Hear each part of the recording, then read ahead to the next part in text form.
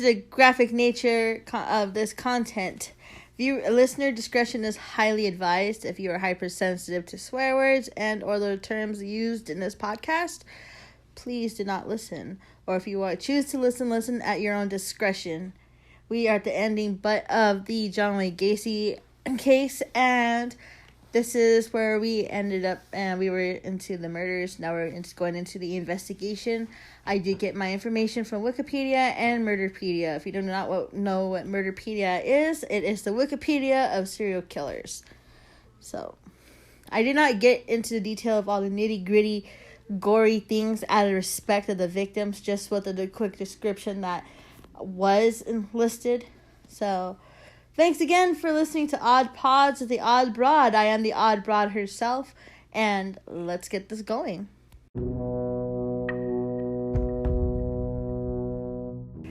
Hey guys, welcome back. If you guys stuck with me this long, thank you very much. We are at the ending but end of the John Wayne Gacy series.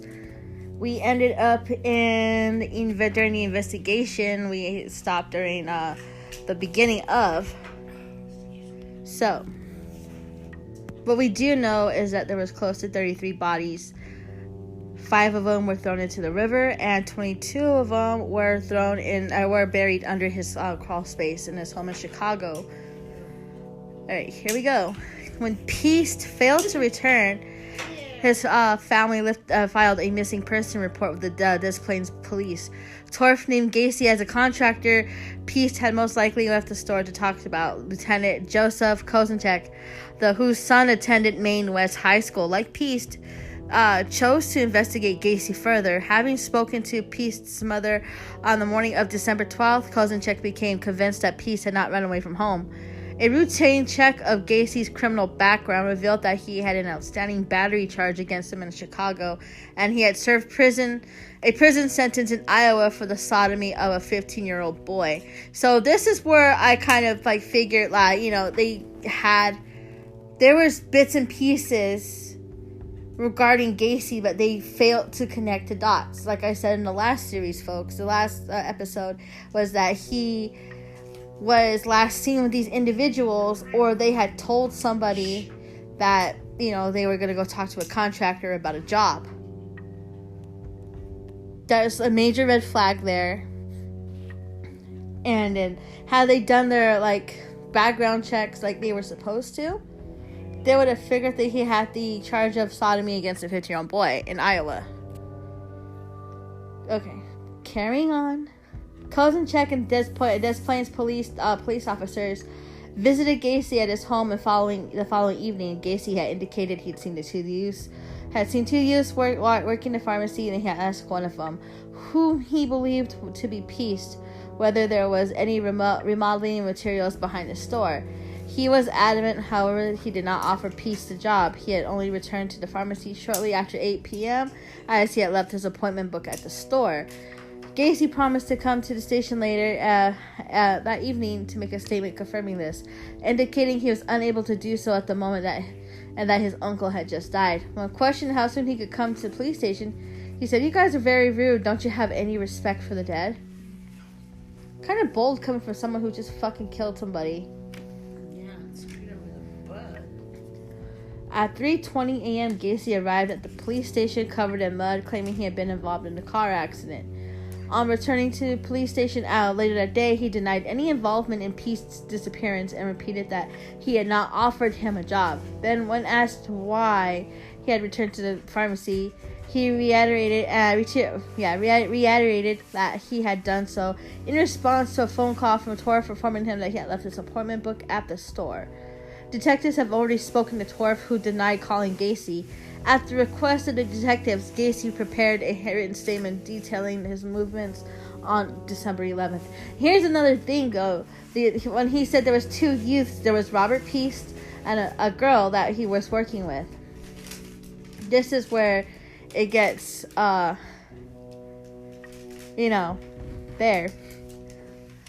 When they were doing a search in his home, he had Robert Peast's jacket in his home.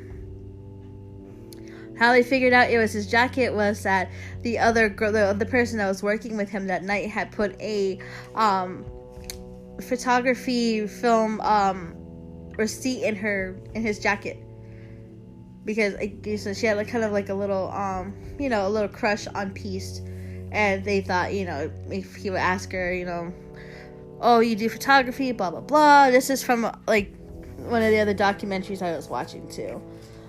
And hadn't it not been for that receipt and that jacket, they wouldn't have tied Gacy to Peace on disappearance.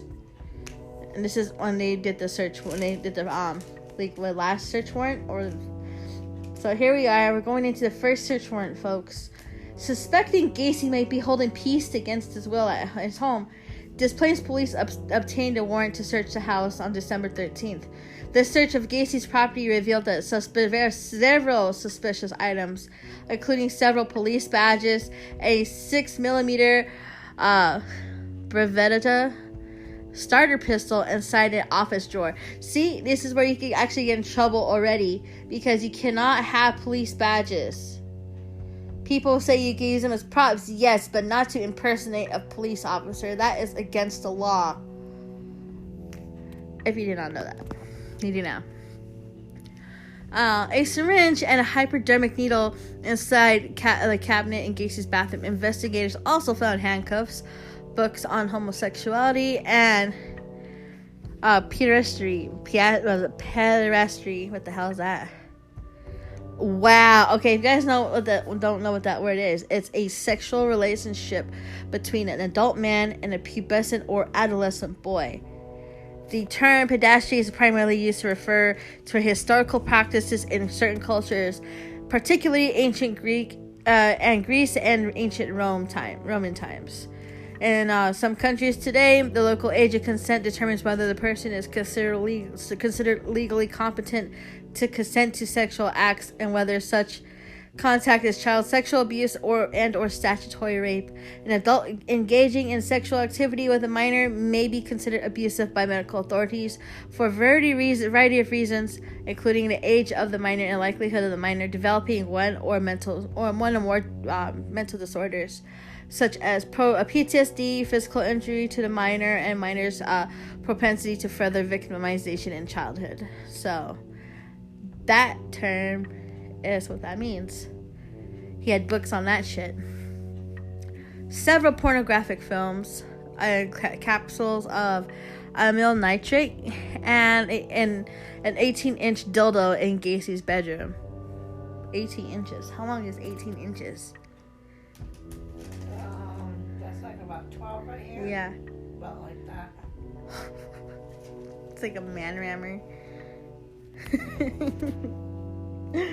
A 39-inch 2x4 with holes drilled to each end, bottles of Valium and atropine, and several driver's licenses were found in the northwest bedroom. A blue hooded parka was found atop a toolbox in the laundry room, and underwear too small to fit Gacy, was located inside the bathroom closet. In the northwest bedroom, investigators also found a class of 1975 Maine West High School ring engraved with the initials JAS. Investigators also recovered a Nissan Photography Pharmacy photo receipt from a trash can alongside a section of nylon rope. See, what did I tell you? Des Plaines police also confiscated Gacy's Oldsmobile and other PDM work vehicles. Police assigned two-man surveillance teams to monitor Gacy on a rotational 12-hour basis as they continued their investigation into the background and potential involvement in Pete's disappearance. These surveillance teams consisted of officers Mike Elbrecht and David Hockmeister, and Ronald Robertson and Robert Schultz. The following day, investigators received a phone call from Michael Rossi, who informed the investigators that Gregory Godsick's disappearance and the fact that another PDM employee, Charles Hatula, had been found drowned in an Illinois river earlier that year. On December 15th, sorry, keep repeating that because it's a hard thing to say. I don't know why, but it is. Investigators obtained further details that Gacy's battery charge, leading to complainant Jeffrey Rignall had reported that Gacy had lured him into his car, then chloroformed, raped, and tortured him before dumping him with several chest and facial burns and rectal bleeding. The reason why he had the facial burns is that the chloroform burns skin. It's a harsh skin irritant. That's why he had burns around his mouth and his face, and his chest, because he held that rag on there. In Lincoln Park following morning, an interview with Gacy's former wife the same day, they learned that the disappearance of John Butkovich. The same day, the Maine West High School ring was traced to John Allen's Cizik. An interview with John's mother revealed that several items from her son's apartment were also missing, including a Motorola TV set. That's fucked up. He probably just robbed that poor kid, too. By December 16th, Gacy was starting to become affable with surveillance detectives, regularly inviting them to join him for meals in restaurants and occasionally for drinks in bars and in his home. He repeatedly denied that he had anything to do with the Peace's disappearance or the officer, and also accused the officers of harassing him because of his political connections or because he was of his recreational drug use. Knowing these officers were unlikely to arrest him on anything trivial, he taunted them by flouting traffic laws, and he succeeded in losing his pursuers more than once. That afternoon, Cram consented to a police interview, which he described Gacy's hard-working style and open-minded attitude regarding sex between men.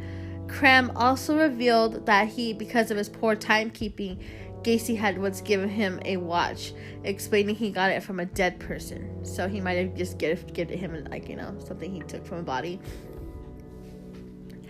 Investigators conducted a formal interview of Rossi on December 17th. He informed that Gacy had sold him John's car to him, explaining that he had bought the car from John because he had needed money to move to California. A further examination of Gacy's Oldsmobile was conducted on this date.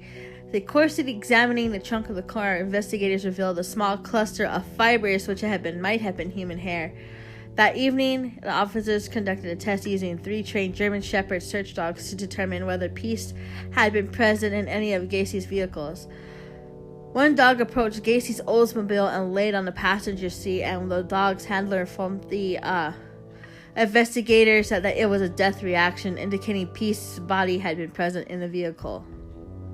So there actually are canine units that are trained not only for just drugs, or when there's some that sniff out weapons, drugs, etc. There's actually some that search for people, and they actually have different reactions. They're trained to have different reactions in the case that the person may be alive, injured, and or dead.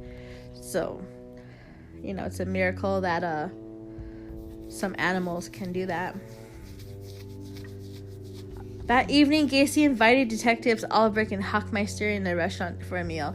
In the early hours of December 18th, he invited them for another restaurant where, over breakfast, he talked of his business, marriages, and his activities as a registered clown.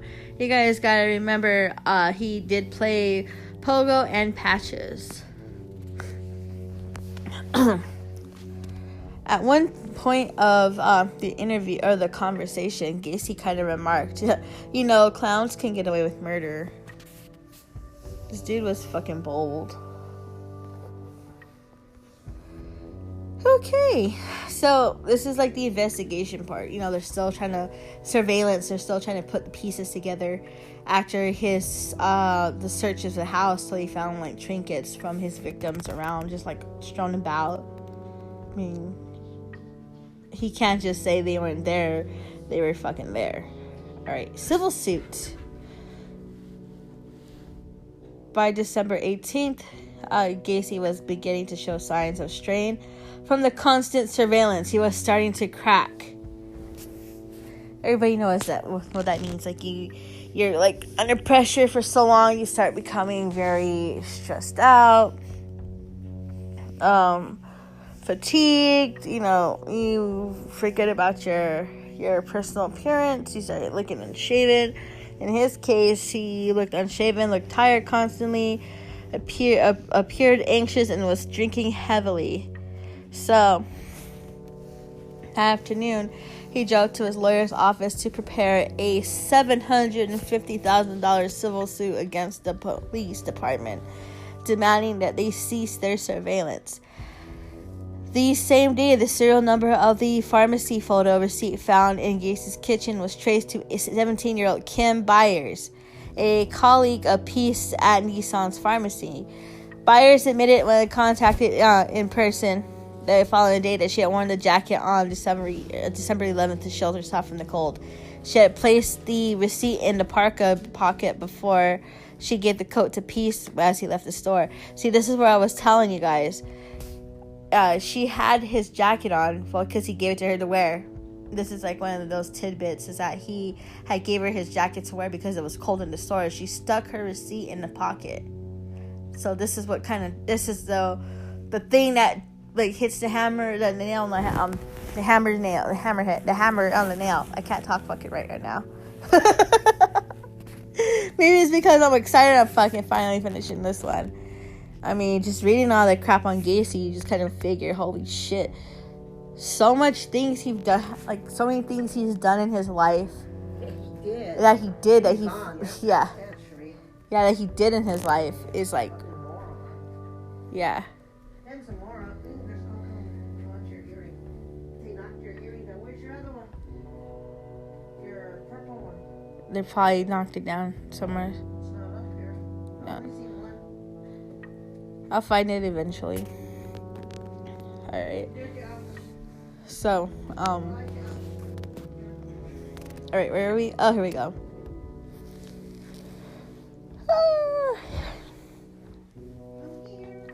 She gave the coat to Peace as he left the store, claiming the contractor he wanted to speak with him.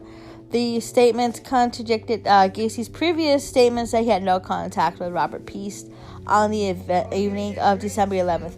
So, December 11th, guys, you gotta remember that December 11th, he had said that he had no contact with Robert Peace whatsoever. But Kim came up with This is my bag. Yeah, Kim came in clutch with this whole, hey, that was my receipt. It was in his pocket because I put it in the jacket pocket, because she wanted him to like, hey, is this yours? So that puts the fucking puzzle piece in place. The same evening, Rossi was interviewed a second time. This time he was more cooperative. He had informed detectives that in the summer of 1977, at Gacy's behest, he had spread 10 bags of lime in the crawl space of Gacy's house. So he was literally like in the crawl space with all them fucking bodies. And had no idea why he was dumping lime in there. Jeez, you didn't ask? Apparently not. Does he even have any smelling things that you would think would be rank in there? I know someone said he had tons of those, those little like pine trees that you can put in the car. Yeah. They say he had lots of those in his house and in his backyard, like around his house. Yeah, that's what I heard too. Okay. On December 19th, investigators began compiling the evidence for a second search warrant for Gacy's house. The same day, Gacy's lawyers filed the civil suit against the police department. The hearing for the suit was scheduled for December 22nd. That afternoon, Gacy invited the surveillance detectives inside his house again. As Officer Robinson distracted Gacy with the conversation, Officer Schultz walked into Gacy's bathroom in a successful attempt to write down the serial number of the Motorola TV set they suspected belonged to John Cizik. While flushing Gacy's toilet, the officer noticed the smell he suspected could be that of rotting corpses emanating from the heating duct. The officers who had searched Gacy's house previously had failed to notice this, as the house had been cold. Investigators all interviewed both Cram and Rossi on December 20th. Rossi had agreed to be interviewed in relation to the possible links with John Cizik, as well as the disappearance of Robert Piest. When questioned by Kozinchek, there was as to where he believed Gacy had concealed Piest's body. Rossi replied, "Gacy may have placed the body in the crawl space," adding that he thought Cizik's car was stolen. Rossi agreed to his submit and to a polygraph test. He denied any involvement in Piest's disappearance, also denying any knowledge of his whereabouts. He soon refused to continue with questioning, as his erratic and inconsistent responses to questions while attached to the polygraph machine rendered Kozinchek unable to render a definite opinion as to the truthfulness to his answers. Rossi did, however, further discuss the trench digging he did in the crawl space and remarked on Gacy's insistence that he do not deviate from where he was instructed to dig. So, not only was Rossi, kind of like his little right-hand man, but he was kind of getting but freaked out with all the cops and police interviewing him about the whereabouts of Robert Piest, the investigation, how it was like turning out, like just people in general, like, hey, what's your deal here? Why is this here? Why is that here? Like, what's going on here? And he's freaking out. He's starting to crack. Like, he's starting to crack.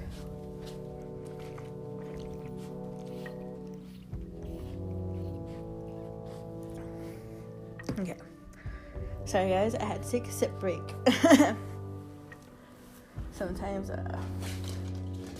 get a little parched while talking about these type of things. Alright. Okay. Krem informed investigators of Gacy's attempt to rape him in 1976. He has stated that after he and Gacy had returned home after this December 13th search of property, Gacy had turned pale after seeing a clot of mud on his carpet, which he suspected came from his crawl space. Krem said Gacy had grabbed a flashlight and immediately entered the crawl space to look for evidence of digging. Then, when asked whether he had been in the crawl space, Krem replied he had once been asked by Gacy to spread lime down there, and he also dug trenches, which Gacy explained were for drainage pipes. Krem stated that these trenches were 2 feet wide and 6 feet long and 2 feet deep, the size of graves. So, on the evening of December 20th, this is the confession, guys.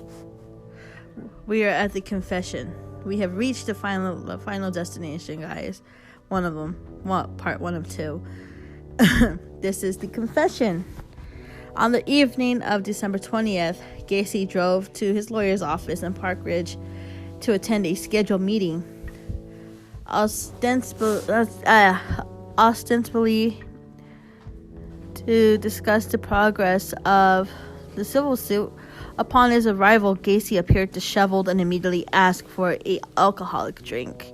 Whereupon Sam Amiranti fetched a bottle of whiskey from his car. On his return, Amiranti asked Gacy what he had to discuss with him. Gacy picked up the copy of the Daily Herald from the desk, pointed to the large front page article covering the disappearance of Robert Piest, and then he said, "This boy is dead. He's in a river." Gacy then proceeded to give a rambling confession that ran into the early hours of the following morning. He began informing his lawyer and Stevens that he had been judge, jury, and executioner of many, many people, and that he now wanted to be the same for himself. He said that he buried most of his victims in this crawl space and had disposed of 5 other bodies at the Des Plaines River. Gacy dismissed his victims as male prostitutes, hustlers, and liars, to whom he gave the rope trick, adding sometimes awoke to find dead, strangled kids on the floor with their hands cuffed behind their back. He had buried their bodies in this crawl space, and he believed that they were his property. As a result of the alcohol he had consumed, Gacy fell asleep midway through his confession. Almirante immediately arranged a psychiatric appointment for Gacy at 9 a.m. that morning. On awakening several hours later, Gacy shook his head when informed by Almirante that he had confessed in killing approximately 30 people, saying, "Well, I can't think about this right now. I've got things to do." Ignoring his lawyer's advice regarding his scheduled appointment, Gacy left the office to attend to the needs of his businesses. So he was drunk, he was shit-faced, and he confessed to killing all those people, including Robert Peast, whose picture was on the paper. So he was becoming very, very disheveled, and to where, like, you know, when serial killers are so bold, so they be taunting police, they would like try to, you know, what he was doing, inviting them to like join him for dinner, drinks, all this other shit during surveillance. He was starting to crack at the constant surveillance.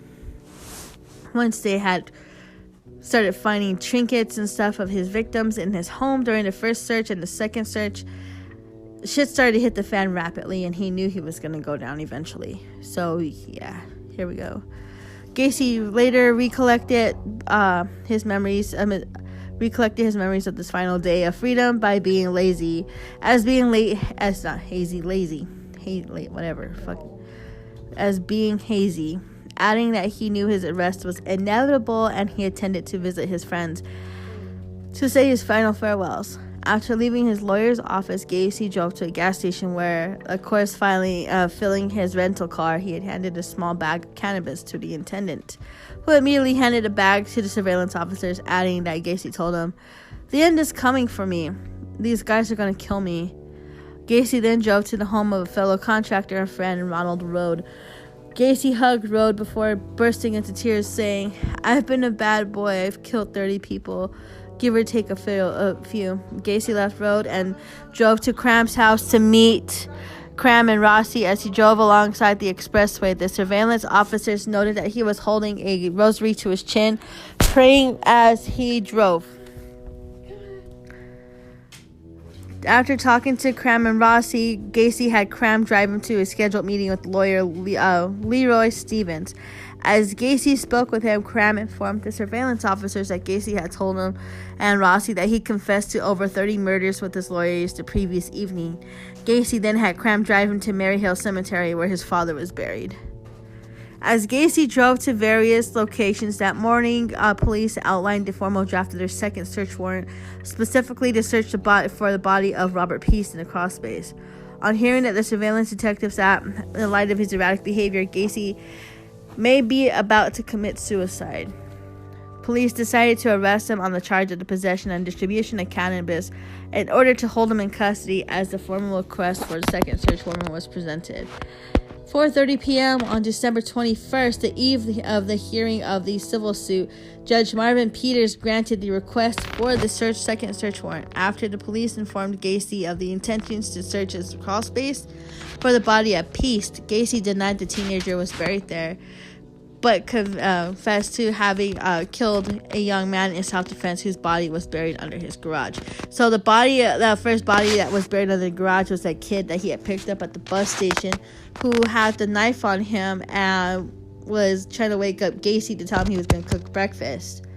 Gacy took that as a threat when he saw the knife, and he stabbed that boy to death and buried him under his garage.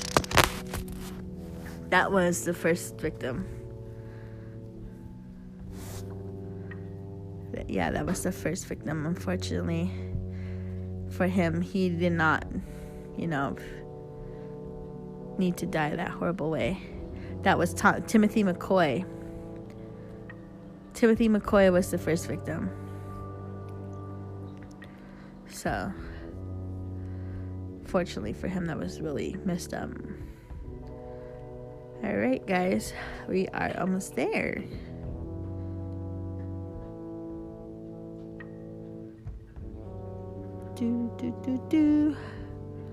Going on a trip in our favorite rocket ship. Alright.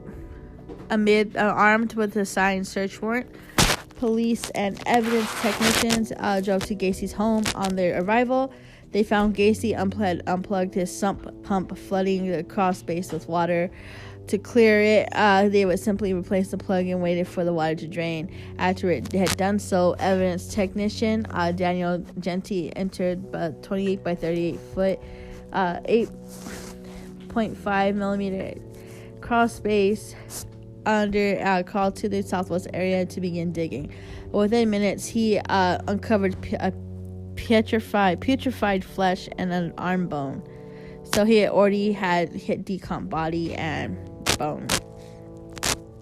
And the southwest, and then wow. Genty immediately shouted to the investigators that could charge Gacy with murder, adding, "I think this place is full of kids." A police photographer then dug the northeast corner of the crawl space, uncovering a patella. What a patella is, guys, is known as a kneecap. It's a flat triangular bone that it's basically your knee joint. So they found one of those. Then they started to dig into the southeast corner, uncovering 2 lower leg bones. So the victims were too decomposed to be pieced. As the body discovered in the northwest corner was later unearthed, the crime scene technician discovered a skull of a second victim alongside its body. Later excavations of the feet of the second victim revealed that the further skeleton, there was another skeleton beneath the body. Because of this, technicians returned to the trench where the first body was unearthed, discovering a rib cage and a fourth victim in the crawl space, confirming the scale of the murders. So he was toppling bodies on top of another. He literally had bodies everywhere in that crawl space. And as soon as they started digging, they started pulling up bones and decomp flesh. Alright, so this is the arrest. After being informed that the police had found human remains on his crawl space, he would now face murder charges. Gacy told officers he wanted to clear the air, adding that he had known that his arrest was inevitable since the previous evening in which he had spent on the couch of his lawyer's office. In the early morning of the 22nd of December, in the presence of his lawyers, Gacy provided a formal statement in which he had confessed to murdering approximately 30 young males, of all of whom claimed that he had entered his house willingly. Some victims were referred to by name, but he claimed not to know or remember the most of their names. All he claimed that they were teenage runaways or male prostitutes. A majority of them he had buried in his crawl space. He claimed to have dug 5 of the victims' graves on this location, and his employees, including Gregory Gotzik, digged the remaining trenches so that he would have graves available. One victim hailed from Round Lake. Another had been a Michigan native. When shown a driver's license issued to a Robert Haston, to which he had been found on his property, Gacy claimed not to know him, but admitted that this license had been in his possession of one of his victims. January 1979, he had planned to conceal the corpses even by covering the entire crawl space with concrete. So he did have plans to do away with that put concrete on top of them so no one would ever even know that they were there. Accompanied by police, let's see. When questioned specifically about Piest, Gacy confessed in luring him to his house as strangling him on the evening of December 11th. He also admitted to having slept alongside Piest's body that evening before disposing the corpse in the Des Plaines River. The early hours of December 13th, on his way to the police station, he had been in a minor traffic accident. After disposing of Piest, his vehicle had slid off an ice-covered road, and he had to be towed from the location. So, accompanied by his lawyers, and his older sister, Gacy had driven to the I-55 bridge on December 23rd to pinpoint the precise spot where he had confessed on having thrown the body of Robert Piest and 4 other victims into the Des Plaines River. Gacy had taken to his house and instructed to mark his garage floor with orange spray paint to show where he had buried the individual he has supposedly killed in self-defense, whom he named as John Butkovich. So he had a there's images online where you can see where he had drawn where the bodies were buried, or where he had buried what person there. There's like a shitload of markings on the bottom of his crawl space where he had buried those other victims. To assist officers in the search of the victims buried beneath his house, during his confession, Gacy drew a rough diagram of his basement on a phone message sheet to indicate where bodies were buried. 26 bodies were unearthed from Gacy's crawl space over the next week. 3 more were unearthed elsewhere on his property. Cook County Medical Examiner Robert Stein supervised the exhumations. Each victim unearthed from the crawl space was placed in a body bag, in which placed near the front door, awaiting transportation to a mortuary. So they were just like bagging them up and shipping them to the mortuary. There's just countless bodies, piling up, being dug up and put in bags. The crawl space was marked in sections. By each body was given an identifying number. The first body recovered from the crawl space was assigned to a marker denoting the body victim as body number 1. Gacy had buried his victims in the northeast section of the crawl space directly beneath the room as he used as his office, because no death could be determined. The body of John Butkovich was labeled as body 2. The investigators had returned on December 23rd as 3 corpses were unearthed, in which they were buried the same trench as body 1, body 3, and body 4. Alongside them, body 5 was buried directly beneath body number 1. The search for the victims postponed temporarily over Christmas. Former bodies were unearthed on the 26th. Bodies number 6, 7 were buried in the same grave. Body 7 was found in the fetal position with the cloth rag found in the mouth. Investigators concluded that this victim most likely died of asphyxiation. Body 8 was found with a tourniquet used to strangle still knotted around his neck. Body number 9 was found beneath a layer of concrete and was found to have several stab wounds and to the ribs and sternum, suggesting that was Gacy's first victim, Timothy McCoy. On the 27th, 8 more bodies were discovered. Body 10 was buried face upwards, parallel to the wall and the space directly beneath the entrance to Gacy's home. Both bodies, 11 and 12, were found face down with a ligature around their necks, and both were buried inside each other in the center of the crawl space, directly beneath the hallway. Body 13 was then found beneath the spare bedroom. Bodies 14 and 15 were recovered from a common grave diagonal to bodies 10. Both 14 and 15 were found with their head and upper torsos inside separate plastic bags. Body 16 was found close to body 13. The victim was found with a cloth rag lodged deep in his throat, causing him to die of suffocation. The 17th victim was found with a ligature around his neck. The following day, 4 more bodies were exhumed. Body 19 was buried directly beneath Gacy's master bedroom, perpendicular to body 18, which was located in the spare bedroom.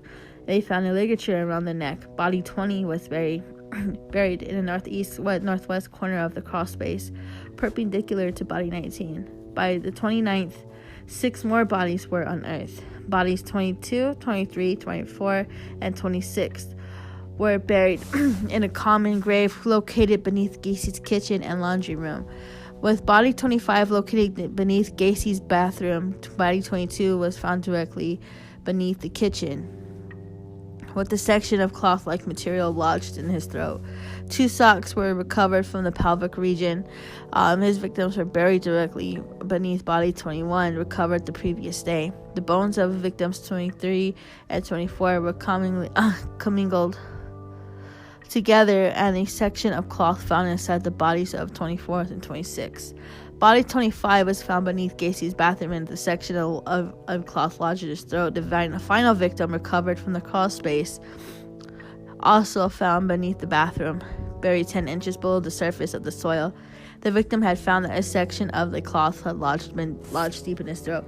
So there's another thing, guys. If you have recalled in the last couple episodes back, he did take the cloth, like a cloth or their underwear and shove it in their throats to prevent leakage. If you remember, he did kind of mention they were leaking from the mouth, from drool, blood, what have you. The body, the liquids that leave your body when you die. There was some that were shoved in the rectal area. That's where they were finding some socks in the pelvic region, because he shoved socks up their asses. Operations were suspended due to Chicago's blizzard of 1979, but resumed in March, despite Gacy's insistence that all buried victims had been found.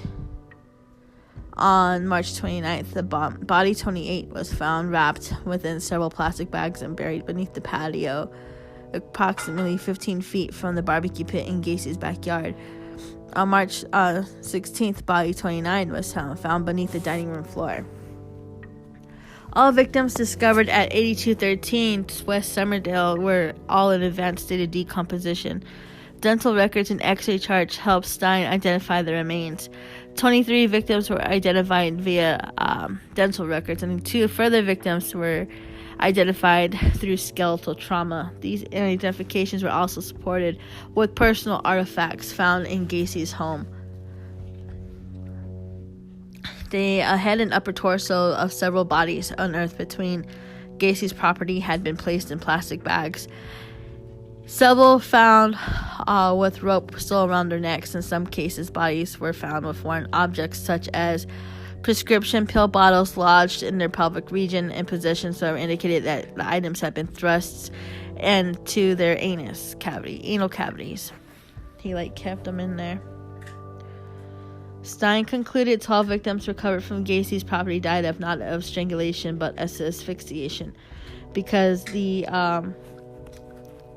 suffocated on the cloths that were shoved down their throats. The house was demolished in April of 1979. The victims found 6 miles downstream from the I-55 bridge on June 30th was not connected initially to Gacy. In 1979, in January, the victim was identified using fingerprint records and a distinctive tattoo on his biceps reading Tim Lee as an homage to Bruce Lee as Timothy O'Rourke. An autopsy was unable to rule out strangulation as cause of death. This victim was numbered 31. Following Gacy's arrest, investigators recovered that he was a further victim. Frank Landigen's cause of death was certified at the autopsy as suffocation through his own underwear being lodged down his throat, plugging his airway, and effectively causing him to drown in his own vomit. He was assigned victim number 32.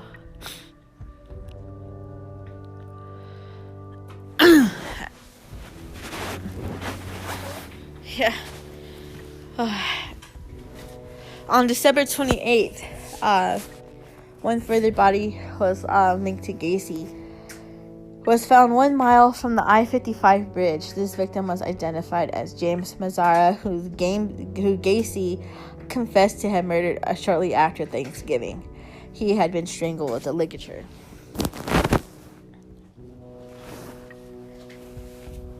On April 9th, 1979, a decomposed body was discovered entangled in exposed roots on the edge of the Deep Plains River in Grundy County. The body was identified using dental records as being that of the young Robert Peast. A subsequent autopsy revealed that 3 wads of paper-like material had been shoved down the throat while he was still alive, causing him to suffocate. So, they found all the bodies. Most of them were needed to be identified through dental records, skeletal records, like if you had a break in the body, whatnot.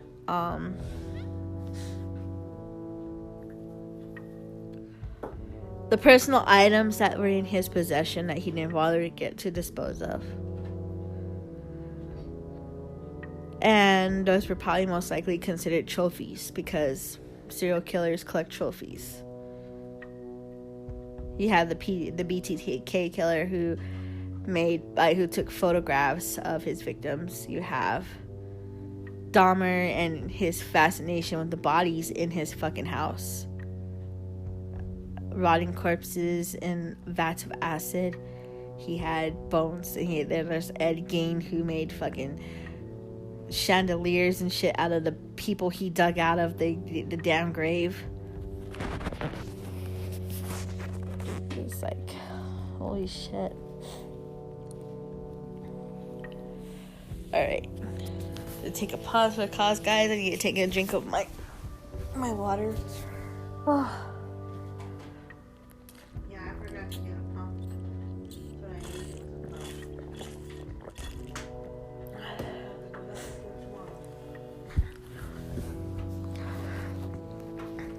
What do you think? What do you think of all that I just read?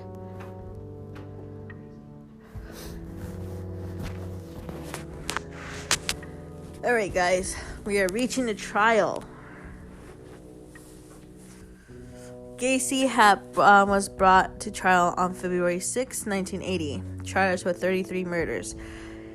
He was tried in Cook County, Illinois, before Judge Louis Garripo. The jury was selected from Rockford because of the significant press coverage in Cook County. That's how you could get a fair trial. Yeah. That's more than what he deserved. At the request of its defense counsel, Gacy spent over 300 hours with doctors at the Maynard Correctional Center in Chester in the year before his trial. He underwent a variety of psychological tests before a panel of psychiatrists to determine whether he was mentally competent to stand trial. Gacy attempted to convince the doctors he had multiple personality disorder, which he had claimed to have 4 personalities: the hardworking, the civic-minded contractor, the clown, the active politician, and the policeman called Jack Hanley, whom he referred to as Bad Jack.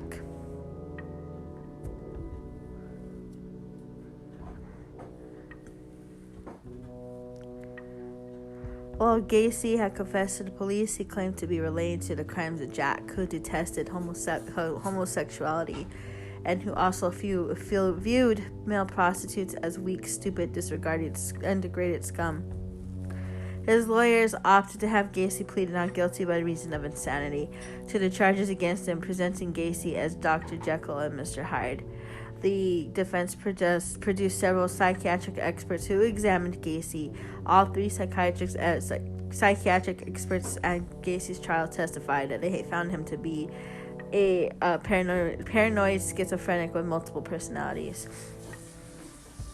The prosecutors presented the case that Gacy was sane and full control of his actions.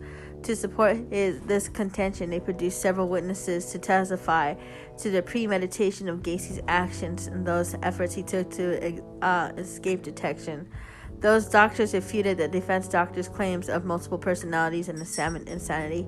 Cram and Rossi testified that Gacy made them dig drainage trenches and spread bags of lime in his crawl space.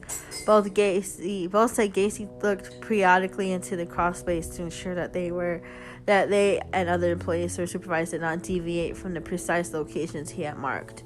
So they're saying, his lawyers were saying that he was crazy. Well, I'm pretty sure.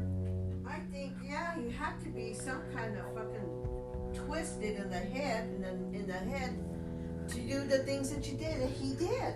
Yeah, but he's trying to say that he had schizophrenia. He probably did, but that does no. People act out differently, but what he did was just downright disgustingly deplorable as a human being. I think that's the lowest you can get in a human being, doing that kind of stuff to another person. That's my own thoughts. But still, he's got to have some kind of fucking his banana squished in the head or something.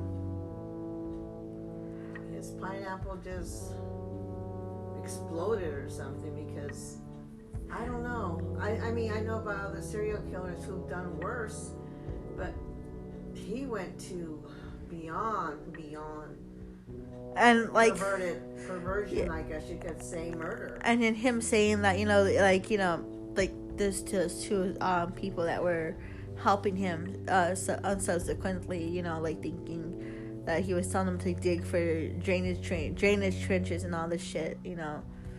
They said that it was periodically that he would check to make sure they weren't digging elsewhere, because he was probably paranoid that they were gonna find bodies. No doubt. I mean, like, why would he even hire anybody? And one of them he actually tried to rape. See? Something's wrong with that man. He's trying to rape his health. What the hell's wrong with him?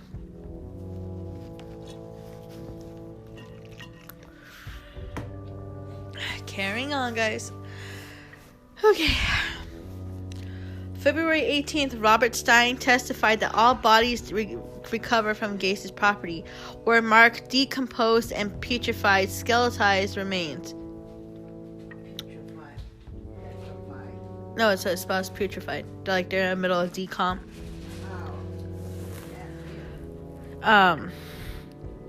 And all of the autopsies he performed, 13 victims have died of asphyxiation, 6 of ligature strangulation, and 1 of them multiple stab wounds. In the chest and 10 in undetermined ways. When Gacy when his defense team suggested that all 33 deaths were caused by accidental erotic asphyxia, Stein called this highly improbable. Okay.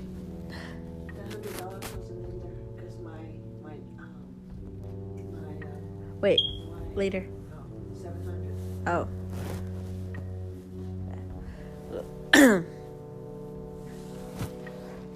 Okay, so, erotic asphyxiation. We're gonna take a pause on this real thing real quick. For those of you who do not know what erotic asphyxiation is,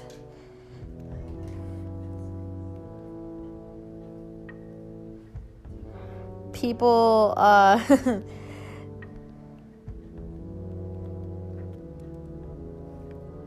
yeah, so they're trying to say, his defense lawyers are trying to say that they died from erotic asphyxiation. Erotic asphyxiation, or sexual asphyxia, refers to a situation where an individual enhances sexual responses with asphyxiation, which means, you're in the middle of your little bang session there, and you like getting choked to the point where you're like not conscious, or like, yeah. Some people do it like in a bond, and some people get off on it like with a partner, and at most some people do it by themselves. Let's just say, for example's sake, David Carradine. He died of erotic asphyxiation. He actually had we all know how that ended. It's actually a thing that's really involves young males who are, into the whole thrill-seeking thing. And there's actually a movie called World's Greatest Dad, and it was actually a Robin Williams movie, and it was actually a movie that Robin Williams had done, and he played a character of a teacher. He was a teacher whose son was kind of like a little shit. His son was a total perv, but he had died of an erotic asphyxiation. He had a belt around his throat, and he was like masturbating, and he ended up strangling himself, and then he ended up playing it off like the kid hung himself, like he was depressed or something, and it got way out of hand, and the truth finally came out, and people kind of looked at him in a different light.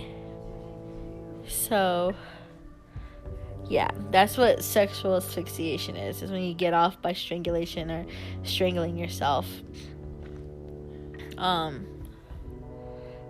It's just like yeah, they're trying to throw that in there, but say, oh, well, they died by, erotic asphyxiation, like they wanted to be choked, like they wanted it, they needed it to get off that way. That's not how typical, people. Jeffrey Rignall testified on behalf of the defense on February 21st. Recounting his ordeal, Rignall wept repeatedly while describing Gacy's torture of him in March of 1978. Asked whether Gacy appreciated the criminality of his actions, Rignall said that he believed that Gacy was unable to conform his actions to the law's expectation because of the beastly and animalistic way he attacked me. You gotta remember, Rignall was chloroformed and raped, then beat up and raped again, and beat up, raped again, and had his body dumped in Lincoln Park. So, I would be fucking, like, I would be throwing a book at that motherfucker. Like, dude, he did this shit to me. Okay, this is what happened. On February 29th, Donald Voorhees, whom Gacy sexually assaulted in 1967, testified to his ordeal at Gacy's hands and his subsequent attempts to dissuade him from testifying by paying another youth to spray mace in his face and beat him to coerce him to not testify. So this automatically should have, fucking been a giant red flag. Like, dude, he paid some other kid to, beat me up to silence me and to make sure that I would, not testify. And, there's so many fucking things wrong here. And they didn't. And, this is in 69. Need I remind you, this was in 69, folks. This is the 15-year-old he assaulted. Okay. A 6-year-old. He assaulted No. a 6-year-old. It wasn't a 6-year-old. Dude was 15. The kid was 15. The kid was 15 and he was an adult and he assaulted him. That's messed up. And then his trial was in the 80s. In his child. Yeah, this is a trial that they had people in court to testify, and that kid was one of them, and he was at his adult age now then. Probably still remembers all of the Let's see. He still probably remembers.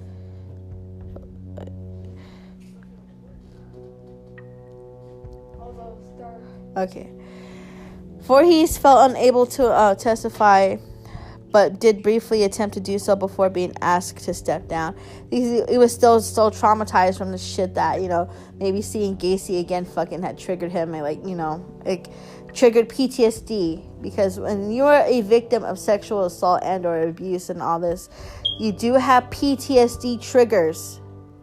It doesn't matter if it happened so many years ago, you still have PTSD. Maybe you're still suffering in silence, or you're out and about, you're out with it, saying that you do suffer from because you were abused or assaulted and you're attacked and whatnot.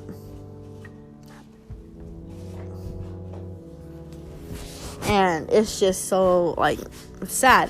It really is.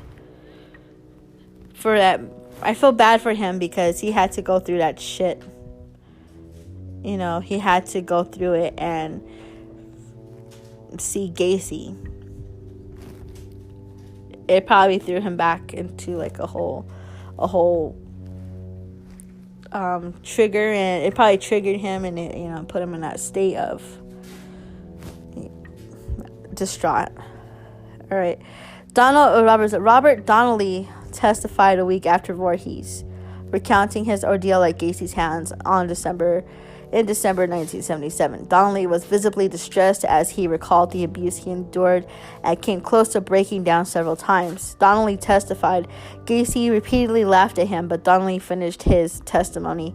During Donnelly's cross-examination of one of Gacy's defense attorneys, Robert Mata attempted to discredit his testimony, but Donnelly did not waver from his testimony of what had occurred. During the fifth week of the trial, Gacy had wrote a personal letter to Judge Garripo requesting a mistrial for a number of reasons, including that he did not approve of this lawyer's insanity plea, that his lawyers did not allow him to take the witness stand as he had wanted to do so, that his defense had not have enough medical witnesses, and that he was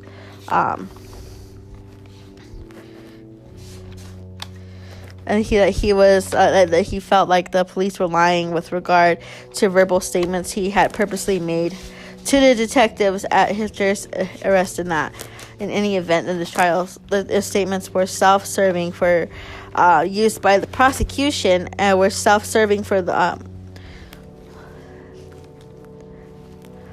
so he was trying to say everybody kind of lie, everyone's lying, blah blah blah, XYZ. I'm not crazy. Yes, you are.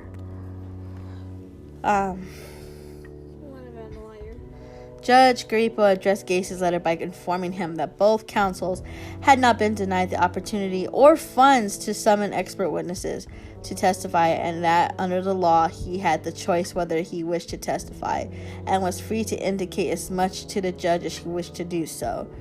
So he wanted to do a mistrial because he said everything was wrong.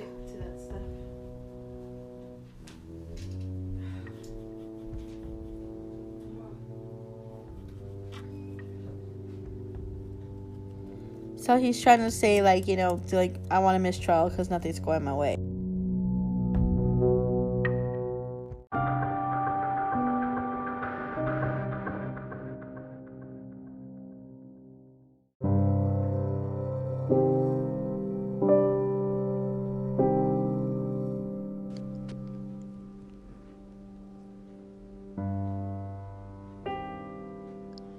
Alright, guys, so where we were at the closing arguments was that he had wrote the judge a letter saying that, you know, he wanted a mistrial, but that wasn't going to happen. So during the closing arguments, we are on March 11th. Final arguments both by prosecution and defense attorneys began. They both concluded on the following day. The prosecuting attorney, Terry Sullivan, spoke first, outlining Gacy's history of abusing youths in a testimony to his efforts to avoid a detection of describing his surviving victims, Voorhees and Donnelly, as living dead, referring to Gacy as the worst of all murderers. Sullivan stated that John Gacy has accounted for more human devastation than many earthly catastrophes, but one must tremble, and I tremble when I think about how close he became getting away with it. So he was saying, like, you know, he came so close to getting away with murder. After the state's 4-hour closing, counsel Sam Amiranti spoke for the defense. Amiranti argued against the testimony delivered by the doctors who had testified for the prosecution, repeatedly citing for the testimony to 4 psychiatrists and psychologists who had testified on the behalf of the defense. Amiranti also accused Sullivan of scarcely referring to the evidence presented throughout this trial of his own closing argument and arousing hatred against his client. The defense lawyer attempted to portray Gacy as a man driven by compulsions he was unable to control. So he was saying, like, he couldn't control it, he couldn't help it, contending that the state had not met their burden of proving Gacy's saying beyond a reasonable doubt. In support of having these arguments, the defense referred to the testimony of the doctors who appeared for the defense, in addition to the defense witnesses such as Jeffrey Rignall and a former business associate of Gacy's, both of whom had testified to the belief that Gacy had unable to control his actions. Amiranti then urged jury to set aside any prejudice held against him, and he claimed and also asked they deliver a verdict of not guilty by reason of insanity, adding that Gacy was a danger to both himself and to others, and that studying his psychologically and his behavior would benefit the science. So he was just saying, like, you know, instead of, you know, convicting him, you can actually learn about, you know, people like him. I think it's just bullshit. On the morning of March 12th, William Kunkel continued to argue the prosecution. Kunkel referred to the defense's contention of insanity as a sham, arguing that the facts of the case demonstrated Gacy's ability to think logically and control his actions. Kunkel also referred to the testimony of one of the doctors who examined Gacy in '68 and concluded that he was an antisocial personality, capable of committing crimes without remorse and unlikely to benefit from social or psychiatric treatment. stating that he had recommendations of this doctor being heeded, Gacy would have not been freed. So he was already being, dude, in 68 he was already being examined and already had already been labeled, a psycho. At the close of his argument, Kunkel removed photos of Gacy's 22 identified victims from a display board and asked the jury not to show sympathy, but to show justice. When Kunkel asked the jury to show the same sympathy this man showed when he took the lives and put them there, before throwing the stack of the photos into the opening of the trapdoor from Gacy's crawl space, which had been introduced as evidence and that was on display in the courtroom. Kunkel had finished his testimony, and the jury retired to consider the verdict. So it was a very passionate closing argument. The judge deliberated for less than 2 hours, and they found Gacy guilty of 33 charges of murders. My bad. He was also found guilty of sexual assault and taking indecent liberties with a child. Both convictions were in reference to Robert Peast, who was 15 when he was murdered. The conviction for 33 murders was the most for any person which any in U.S. history had been convicted. During the sentencing phase of the trial, the jury had deliberated for more than 2 hours. Sentencing Gacy, the judge then sentenced Gacy to death for each murder committed after the Illinois state statute of capital punishment came into effect in June 1977. His execution was set for June of 1980, June 2nd. So the judge had already, everyone already knew that the judge was gonna, jury found them guilty. The judge had sentenced them to death, which was justified. On being sentenced, Gacy was transferred to the Maynard Correctional Center, where he remained incarcerated on the death row for 14 years. Before his trial, Gacy initiated contact with WLS TV journalist Russ Ewing, to whom he had granted numerous interviews between 1979 and 1881. Ewing later collaborated with Tim Cahill to publish the book Buried Dreams. Later, he had information Gacy divulged to Ewing to prove that instrumental in establishing the identity of its first victim.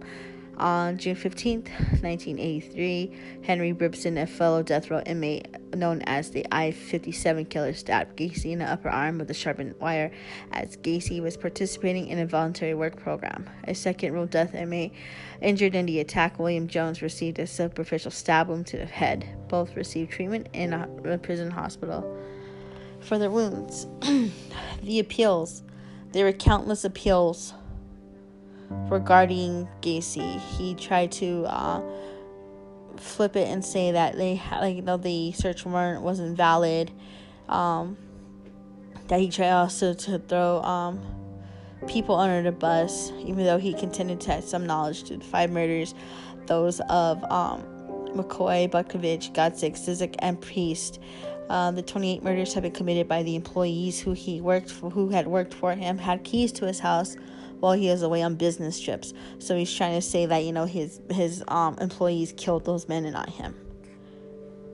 In mid-1984, the Supreme Court of Illinois upheld Gacy's conviction and ordered his execution by lethal injection on November 14th. Gacy filed for an appeal against this decision, which was denied by the Supreme Court of the United States on March 4th, 1985. The following year, Gacy had filed a further post-conviction petition seeking a new trial.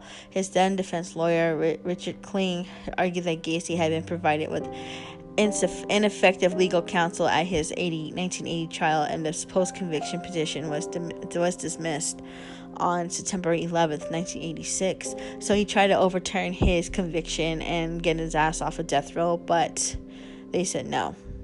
Supreme Court said hell no. Gacy appealed to the 1985 decision that he be executed.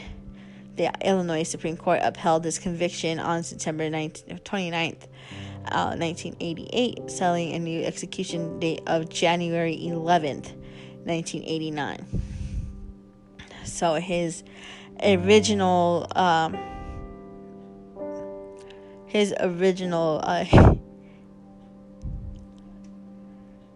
death, the day of death, his due date was supposed to be already like in May.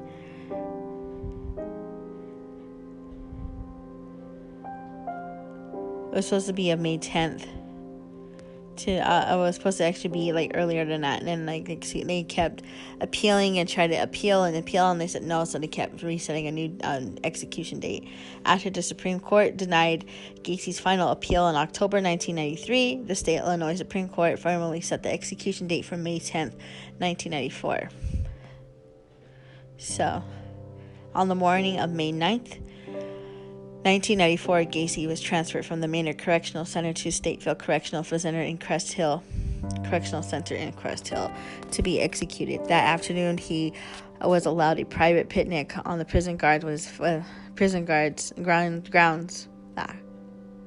can't talk right now.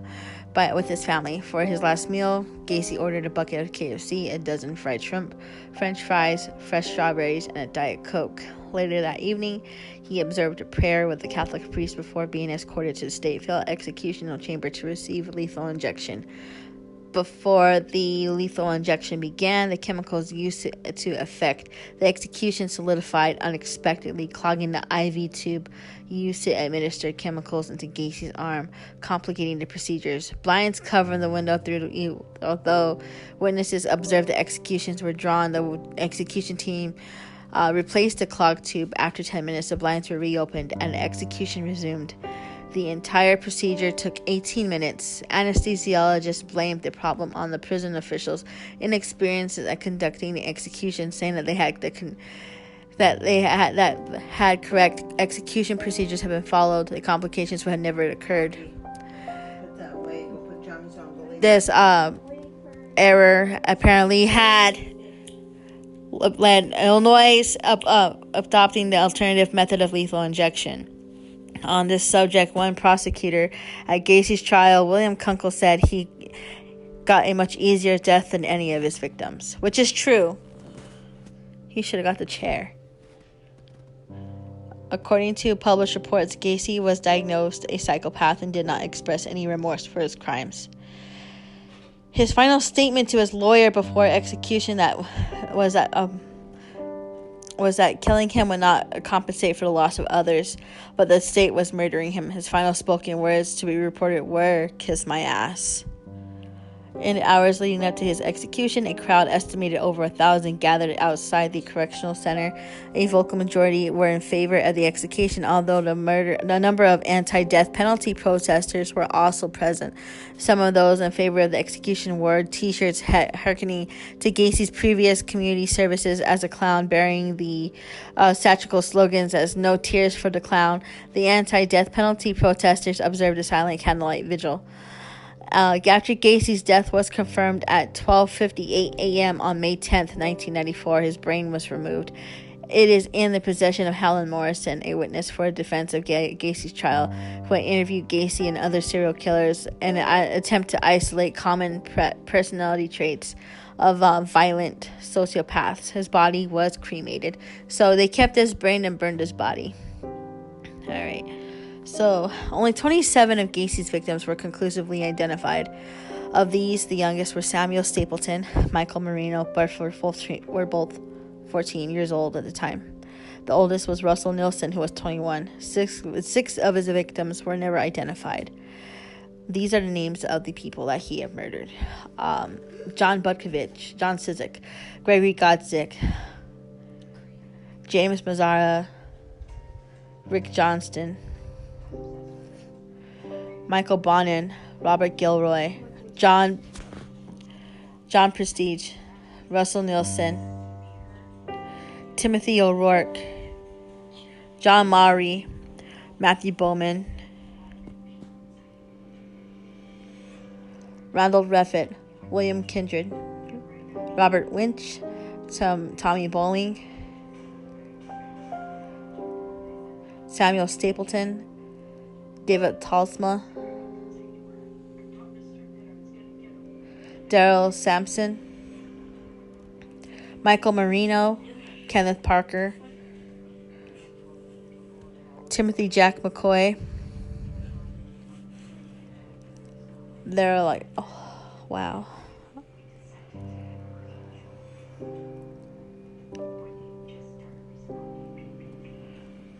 William Bundy, James Hackinson,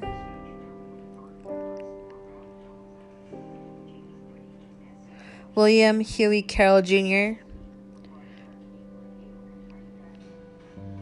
Gregory Godsick, how do you say Gregory Godsick? John Pestage, Russell Nilsson,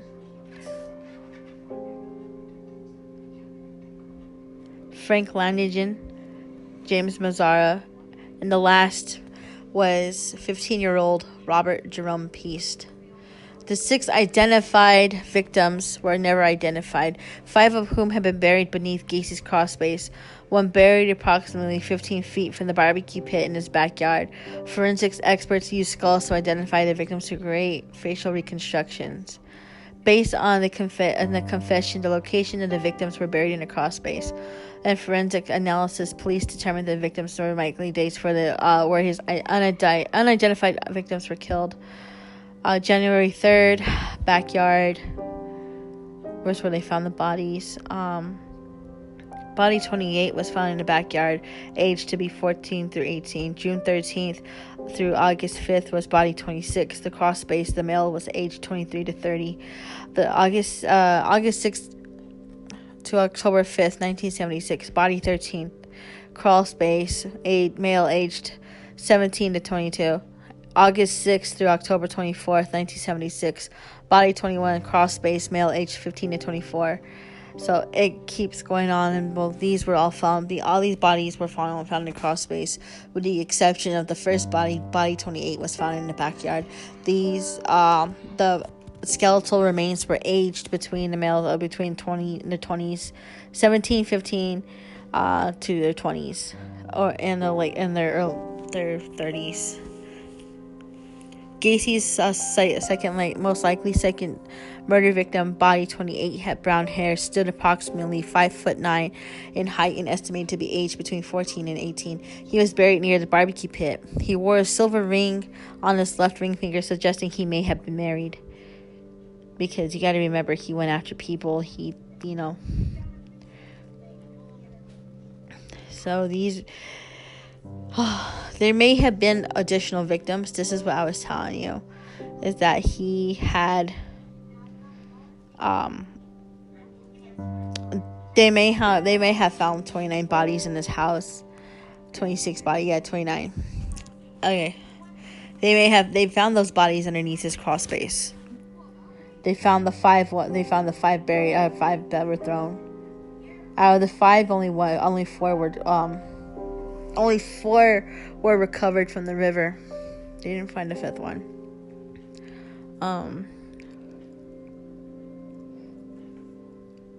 The one thing that bothers me is that when they say he was traveling through the states for his contracting company, there may have been more victims than he anticipated. I mean, like he even stated. He said around Chicago there was about 45 bodies that he had disposed of. But what about the other people that he may have assaulted in the other states? Maybe those missing cases have ties to Gacy. We don't know.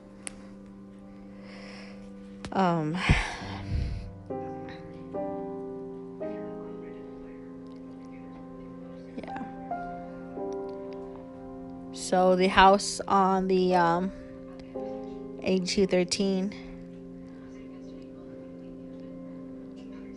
was demolished, and it's just crazy, person that evil. Who knew that a person that evil could exist? And for him to be such a very, I don't know how to even I don't even know how to even describe Gacy. He was a very disturbed individual who got away with a lot of shit because he was a fucking master manipulator in everything he did. So that was John Wayne Gacy, guys. If you want to know, there are books and journals and all types of other shit regarding him. There's actually movies that they have of him. Yeah. There's movies they do have of John Wayne Gacy. There's books that are written.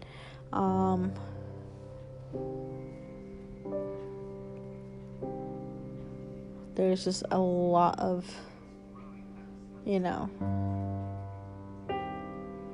there's so many things. Actually, there's a show called The Monster in My Family. There's season 1 is episode 6 is the killer clown. So one of his relatives, or probably his sister, had put it out there. And there's actually, when he was in prison, there's another thing that he did artwork. He actually painted himself as Pogo the Clown. People do own those paintings or had bought those paintings. Yeah, there was like notorieties that he actually had too. He was a painter. He painted while he was in jail, from birds to skulls and like even other murderers. He probably painted like a bunch of other people too. Those like many of his paintings were of clowns, including himself as Pogo or Patches. There was a thing where he did variations of the Seven Dwarfs from Walt Disney movie Cinderella or Snow White. My bad. Many of the Gacy's paintings have been displayed in expositions. Others have been sold for various prices between $200 and $20,000. Following Gacy's execution, family members of his victims publicly burned several of his paintings. So, there are different shows that have been on there. I was actually watching some of these shows. There's one called To Catch a Killer. The one I was watching currently was John Wayne Gacy, and it's on Peacock. And they actually did speak with Robert Peast's mom and her, and people that knew Robert Peast during the time of his disappearance and all this shit. And there's a feature movie called Gacy, released in 2003, and the film cast Mark Holton in the role of Gacy. If you don't know who Mark Holton is, he actually was Francis, the guy who played Francis in Pee-wee's Big Adventure. He actually he fucking creeped me out in that movie. There's a movie made for TV film, Dear Mr. Gacy, which stars William Forsythe as Gacy. If you guys don't know who William Forsythe is, he's the guy that played Sheriff Wydell in fucking Devil's Rejects. He played Gacy. There was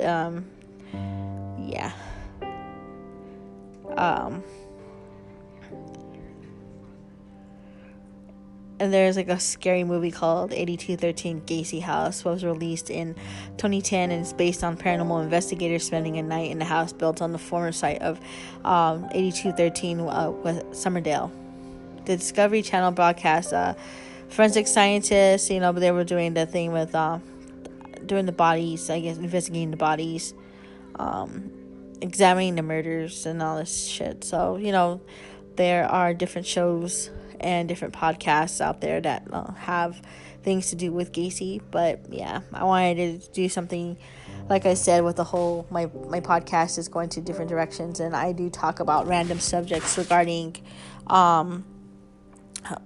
paranormal stuff, horror movies, serial killers. And this was actually a request from one of my listeners who listened to me that found my podcast through TikTok, because I kind of like started throwing, hey, you guys gotta check out my podcast, on TikTok. I had it on TikTok, and someone had followed me, and they requested that I try to do like John Wayne Gacy, so this is for them.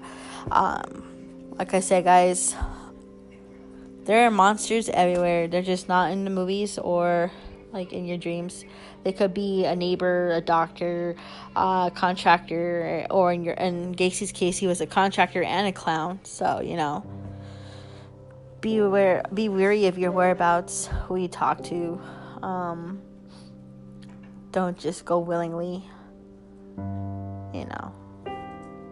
The times were different back then than where they are now, but still, people are evil in general. So this is Odd Pods with the Odd Broad. I'm signing out for tonight, guys. Tomorrow I'm gonna be picking out of an array of things, I guess you can say. Or I might just take a pause for tomorrow and record Sunday to,